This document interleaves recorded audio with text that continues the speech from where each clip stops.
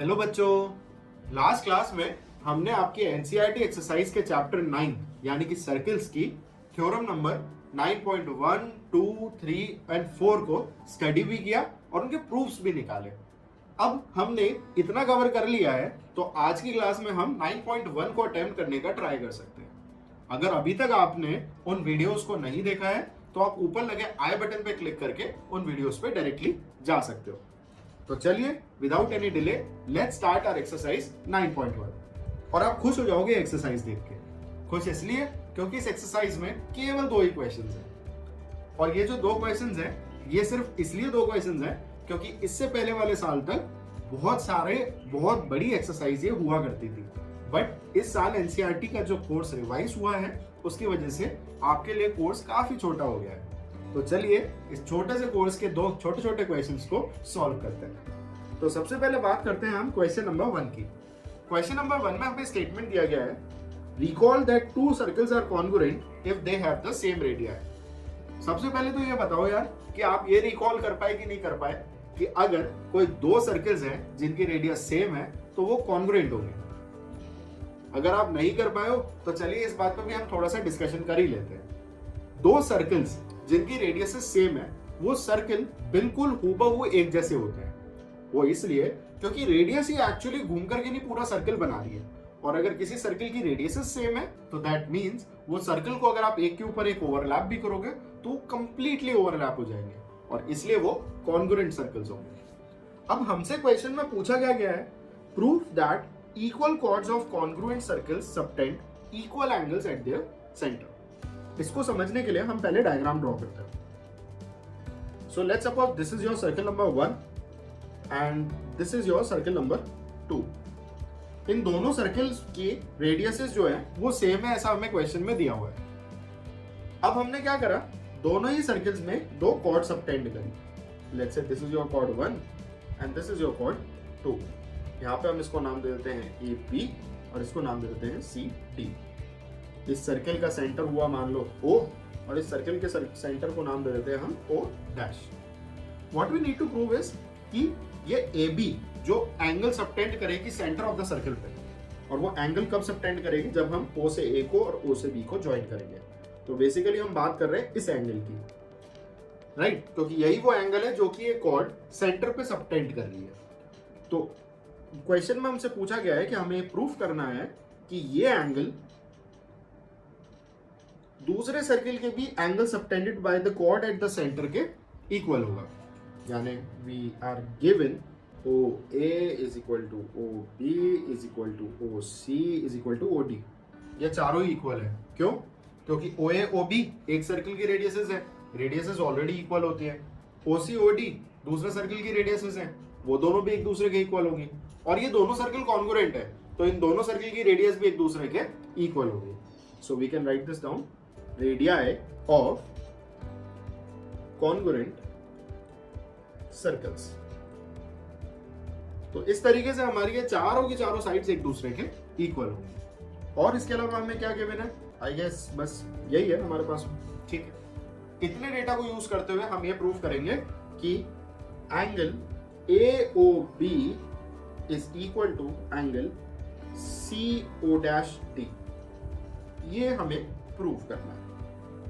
इसको प्रूव करने का सबसे सिंपल तरीका एक ही हो सकता है, और वो ये है कि हम ये प्रूव कर दें कि हमारी जो दोनों ट्राइंगल्स हैं, ट्राइंगल OAB और ट्राइंगल O'CD, ये दोनों ट्राइंगल्स एक दूसरे के कॉन्ग्रुएंट हैं। अगर ये कॉन्ग्रुएंट हुए तो ऑटोमेटिकली ये दोनों एंगल एक दूसरे के इक्वल हो जाएंगे बाय CPCT। तो चलिए हम बात करते हैं in triangle OAB and triangle O'CD।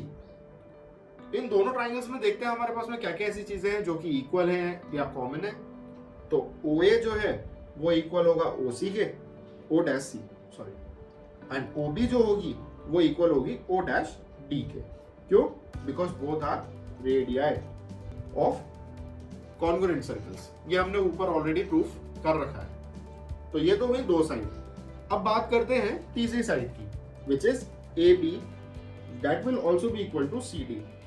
क्योंकि हमें क्वेश्चन में ऑलरेडी दिया हुआ है कि जो 2 कॉर्ड्स हैं वो दोनों कॉर्ड्स एक दूसरे के इक्वल हैं। तो इस तरीके से S S S यानी बाय एस क्राइटेरिया हमारे दोनों triangles, triangle O A B, ये कॉन्ग्रुएंट हो जाता है triangle O dash C D के, और यहीं से वी कैन से हेंस हमारा angle number 1 which is angle AOB, it will be equal to angle CO dash D बाय CPCD।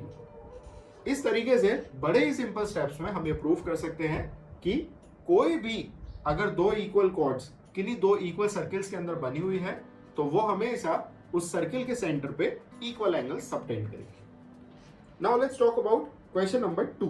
क्वेश्चन नंबर 2 में we need to prove that if the chords of a congruent triangle subtend equal angles at their centers then the chords are equal।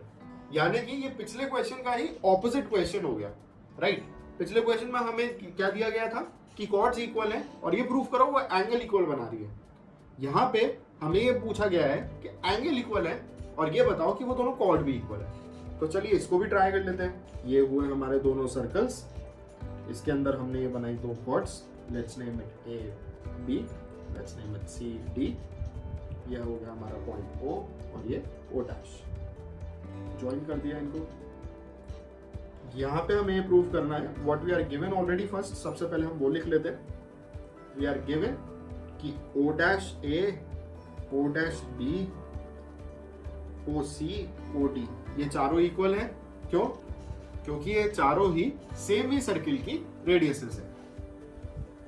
सो अब ये हुआ statement number 1, और दूसरा हमें एक ये दिया गया है कि angle AO dash B is equal to angle CO dash D, and we need to prove is कि हमारी साइड AB ये साइड CD के इक्वल है।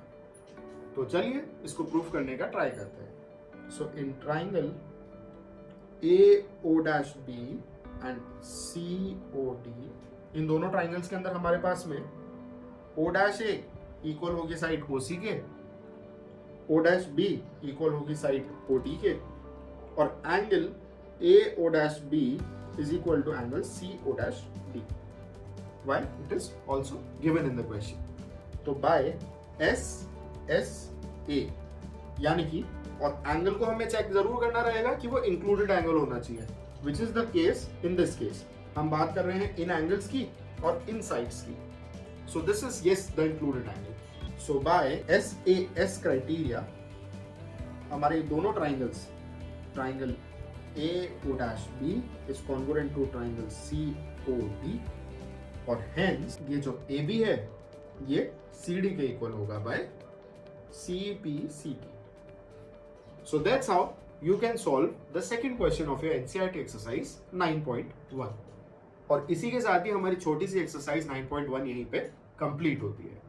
अगर आपको इन दोनों क्वेश्चन से या इनसे मिलते जुलते किसी भी क्वेश्चन में कोई भी डाउट हो, you can post it in the comment section and we'll answer it out. And don't forget to like and share the video and subscribe our channel. Thank you.